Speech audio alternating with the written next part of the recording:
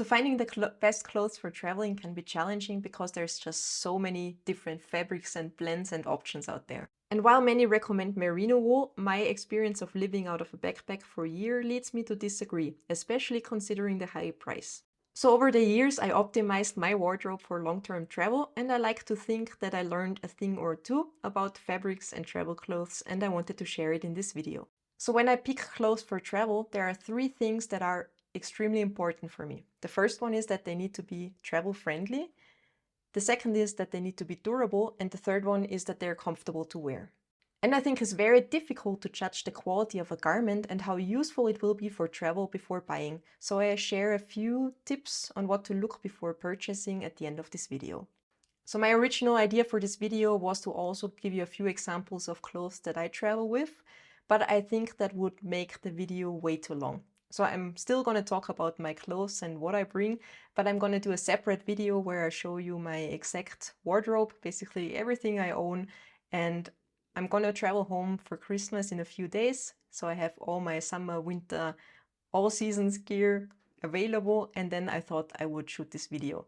So if you don't want to miss it, consider subscribing to my channel or also to my monthly newsletter, and that would also make me very happy. So now before we dive into those three things that are must-haves for me, I just wanted to quickly mention two things that are not influencing my buying decision. So the first thing I don't care too much about is the price, and the reason for that is because in my opinion the price doesn't always reflect the quality. Often, in my opinion, you're just paying for the brand, especially with all this gear that is so hyped on social media, and buying those things has burned me multiple times. From my experience, there are cheap clothes that are not marketed for travel that work extremely well, but there's also lots of expensive ones that quickly fail, and it really makes it hard to predict the durability of clothes until you really use them.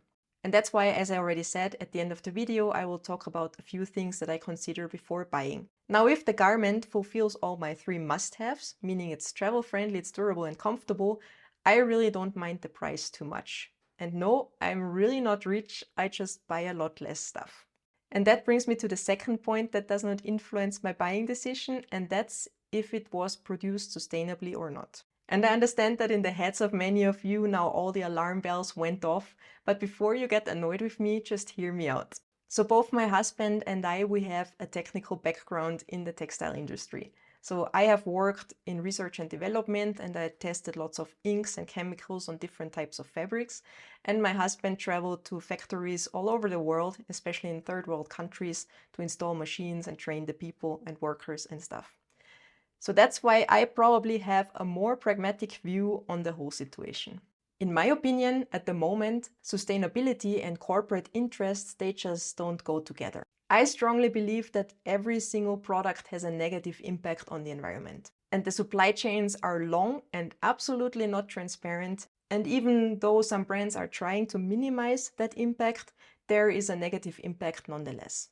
And when it comes to transparency, for example, many certificates that are out there only cover part of the supply chain or mean something completely different that one would assume from hearing the name of the label. For example, the Oeko-Tex 100 label, which in my opinion should be the minimum requirement for any garment, does not mean that the product has been produced ecologically. It basically just certifies that the end product that you are wearing is not harmful for you when you wear it. It says nothing about what chemicals have been used or how they have been disposed of, the conditions of the factories where they have been made, or the working and the health conditions of the employees. The only thing that I noticed is a little bit easier to tell as a consumer is animal welfare. Unfortunately, it's more transparent to tell if animals have been treated well than humans, but still I try to avoid unnecessary leather details or buy mulesing-free merino wool if I buy. So the decision that I made for me personally to reduce my impact on the environment is not to buy sustainable clothes. I mean, if something that I love and fits all my criteria is a little bit more sustainable, I mean, it's the cherry on the cake. Is that how you say that? The icing on the top. But I don't make it part of my requirements. The only way I personally see that I can reduce my impact is to buy less, own less, and really wear everything that I have until the day it breaks. And I'm not gonna lie, it gets extremely boring to wear the same stuff over and over again. And if you watched my videos over the years, you will probably recognize that I already wore this exact same sweater a few years ago. So I always wear the same things, and I could not do that without going crazy if I would not only buy stuff that I 100% love. So I wanted to mention one last thing before we move on to the 3 criteria that I really care about. And that is just that fabrics can be categorized into 3 types. I think that makes it easier for us to discuss the rest. The first category are natural materials. So these are fibers that are usually made from plants, like cotton, linen, all those things, or from animals, like wool, merino wool, silk. The other end of the spectrum are synthetic materials. So they are really created through chemical processes. So that's stuff like polyester, nylon, spandex. Somewhere in between those two is the category of the semi-synthetics. So these are usually made from natural raw materials, often bamboo or wood, and then they are transformed into fibers chemically. So when you hear things like viscose, cellulose, or the brand names like Tencel, then they're usually talking about semi-synthetics. And to make the comparison between those different garment types even more complicated, they are usually blends of different materials. So it's very common to blend like merino wool with polyester to make them more durable, or cotton with Tencel or whatever. That's the wildest mixes out there. But the materials used are usually stated in the label of your garment, so it's always important to read that. But now let's finally move on to the must-haves. My must-have number 1 is that the clothes are travel-friendly. So while traveling, for me it's extremely important that these garments stay as wrinkle-free as possible, because I have no intention to carry around an iron or trying to find one or doing any of those things. That's why, for example, I don't travel with linen, even though it would be a great material for hot temperatures. If I have to iron it every time I wear it or wash it, then it's a no-go for me. Also, some semi-synthetics like lyocell, they wrinkle a lot. So this is one of the few things, fortunately, that is a little bit easier to tell before buying. So when I buy something in the store, when it hangs in the store, or even better, when I order it online and it comes in a box, then I just unpack it and I have a close look. If I already see lots of wrinkles on the garment, it's a good indicator that it's not really suitable for travel. And if you buy something in a store and you already see someone running around with a steamer inside the store, flattening the clothes, it's also a good indication that you have to be a little bit more careful with their products. Also, my clothes need to tolerate a wide variety of washing methods while traveling. Sometimes I hand wash, sometimes I go to a laundromat, sometimes I hang them up to dry, sometimes they need to go in a dryer. So I really have to be able to throw at them whatever I want, and they have to be able to deal with that. And that's why it's also important to check the washing labels or the care labels before buying. If the label already says hand wash only and it's something I wear regularly, I will leave it behind. Another thing that's important for me is that it dries fast. And merino is often hyped as the fastest drying material, but that does not really match my experience. So I decided to do a simple test. And you can do the exact same thing at home with your clothes when you want to figure out which ones are best for traveling. You can do it with t-shirts like I did, but you can also test your socks or underwear or pants to see which one dry the fastest, and then take this one on your trip. I guess often you would be surprised how many suitable options you already own. Now for my test, I used a few of my t-shirts, actually almost all of my t-shirts, and they're kind of a wild mix of materials of the 3 categories. I will list the exact items in the description. So for my little test, I measured the weight of all my t-shirts. Then I wanted to simulate kind of the worst situation where they would be the most wet. So I washed them by hand and I just wrung them out in a towel like I would when I wash in a hotel room. And then I hung them up in a dry and cold room without any air circulation. And then I just weighed them regularly, because in theory, as soon as they have the same weight as they had before washing, they are dry. Now 2 of my t-shirts shared the first place and were completely dry after 4 hours. The first one is a 50-50 merino polyester blend, and the second one is a 100% cotton t-shirt. Huh. The t-shirt that took the longest to dry was a merino tencel mix. I think it needed 8 hours. And I have a 100% polyester t-shirt that landed somewhere in between. So in my opinion, the drying time depends not only on the material, but also on the way the garment was made.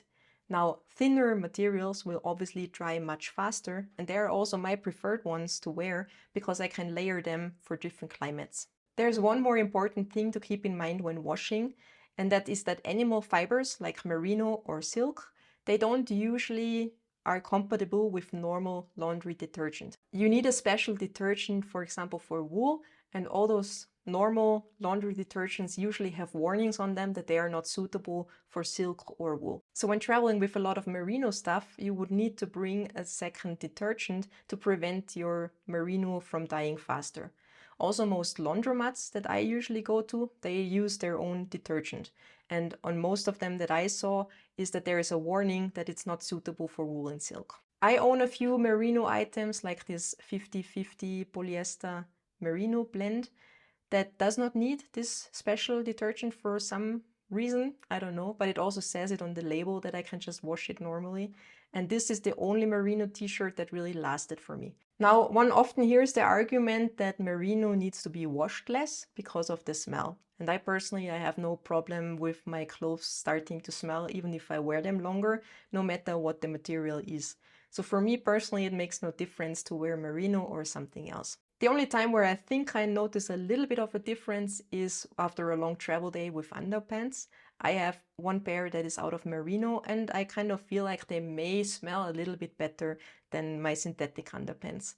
But I usually change them every day anyway, so that's not a big problem for me. But when it comes to underwear, merino has one huge disadvantage for me as a girl. With the underpants I own, no pads for those special days of the month stick to them. And that makes them useless for me during 25% of the month. And I only own a handful of underwear. I need to be able to wear them every day and not just 3 weeks out of 4. The only stink problem that we have, especially when we are on longer trips, is that all our clothes start to stink, even if we wash them regularly. You know, it's that exact same smell when you forgot them for a day or two in the washing machine. And this often happens when traveling in more humid climates, or when they don't dry fast enough, or when you had to pack them up when they were still a little bit wet because you were moving places and those things. So for this case, I have a tip from you from my time in the textile industry. Use a powder detergent because usually it gets rid of that smell. It's differently formulated than sheets or liquid detergent, and it usually helps a lot getting rid of that smell. So for me, the fabrics that travel best are thin cotton or polyester for t-shirts. I tend to really like that, or synthetics for pants and jackets. So for example, I have one pair of sweatpants that are out of a synthetic material, and they are already almost dry the minute I take them out of the washing machine. So my second must-have is that my clothes must be durable. And traveling is hard on clothes, especially when you travel minimally and you don't pack very much stuff in the first place. You wear them all the time, and I personally choose garments that are multi-purpose. For example, hiking shorts that look like normal shorts, so I really wear them all the time and save space. And then another issue can be, for example, the abrasion of the backpack. When you have like a very fragile merino t-shirt, then it would probably wear out a lot faster. So my clothes, they need to last for a long time and not get holes or excessive pilling or shrink or deform or do any of those things. In my experience, synthetics and especially polyester are the most durable. Merino tends to be more fragile, especially the higher the percentage of wool in the blend. I don't even want to remember how much money I spent on expensive merino t-shirts that had holes in them after a few weeks or months. And considering the price, other fabrics offer me a better value for my money. You should also be aware that fabrics like a low quality cotton, wool, and also semi-synthetics tend to shrink a lot. I think Tencel even says on the label that it may shrink up to 30% after the first wash. So do yourself a big favor and always read the labels before buying. I have two t-shirts that are like a tencel and merino blend, and both of them already lost their shape and the hem is like twisting and wrapping around me. And in my opinion, there are a few things you can do to make your clothes look better for a longer period of time. The first one is to wash them inside out. Second is to get a good antiperspirant or deodorant that doesn't build up under your armpits, because that stuff is almost impossible to remove. And the third one is to avoid logos and prints that lie on top of the fabric if you can. If you can see that it's lying on top of the fabric and not really soaked into the fabric itself, then they are usually the first to peel off and they make a perfectly good garment look shabby. So if I can, I usually opt for embroidered logos or for no logo at all. The last point is that the clothes must be comfortable to wear and that I feel good in them. And there will be a big difference depending on the weather and also the activities you are doing.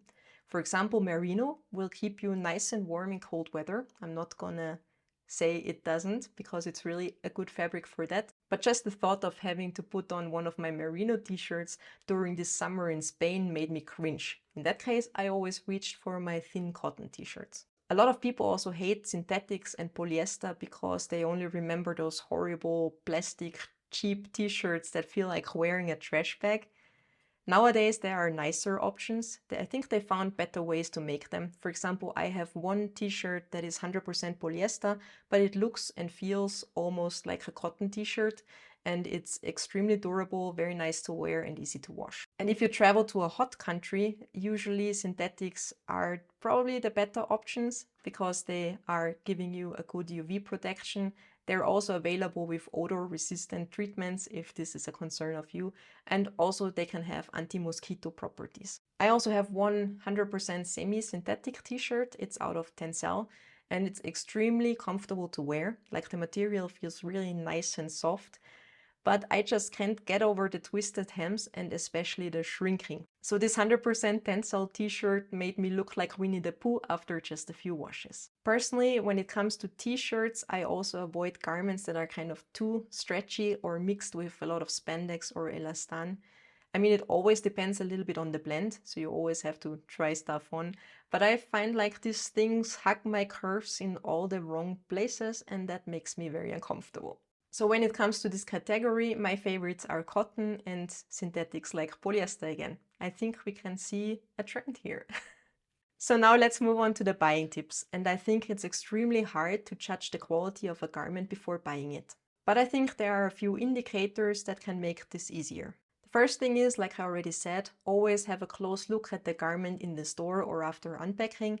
If there are a lot of wrinkles already, then it's usually not a good fit for traveling. So the second thing is to check the label and the washing instructions. If it says that the garment can only be washed by hand, then it's an indicator that it's not very durable, most likely. And if you want to be able to use a laundromat or a dryer to be able to wear it as fast as possible again, then make sure that it's suitable for this. Number 3. I usually have a look at the overall build quality. So I check if there's any loose threads, I check the seams, if they are made nicely. I also look if there's already some threads pulling out. I check the zippers, if they smoothly open and close, all those things. So have a close look at the garment. Number 4 is that I usually avoid prints or other decorative elements. Number 5 is, since I only buy a few things and I'm planning on wearing them for years until they fall apart, it's very important for me that I really love the garment. And usually it's an indicator for me if I would want to start wearing this thing the second I put it on. Like, if I think, yeah, I want to keep it on and walk out of the store, then it's usually the thing I want. If I already have some doubts, like, oh, I'm not sure if I really like the fit, or I'm gonna buy it and then I'm gonna wear it in this and that situation, or all those things, then it's an indicator for me that it's not perfect, and these garments that I bought against this gut feeling of I want to keep wearing them right now, these are usually the ones I disliked wearing and that were not that perfect for me. So if I have any doubt at all, I'm not buying it. And the last thing is that I also always make sure that it fits all my other clothes. And not just because it's way easier day in, day out if all your things go well together, but it's also important that I can wash them together in one load. So both my husband and me, we usually only have darker clothes. We don't own anything that's red or white, for example, because this needs to be washed separately because of color migration while washing. For us, it's much more practical to only have garments that are easy to wash and that are kind of similar colors, so darker colors, because that means we can wash it all in one load and we can easily wash it together. When you only have a handful of things, it's usually not worth it to go to a laundromat to wash it, but having both of our things together makes it a little bit more economical. So as you can see, in my opinion, garments that are marketed as travel wear and are hyped on social media are not necessarily the best options. Often you can use what you already have and then just spend the money to do something fun on the trip instead. So in my opinion, don't overthink picking clothes for travel, because a t-shirt is not gonna make or break your vacation.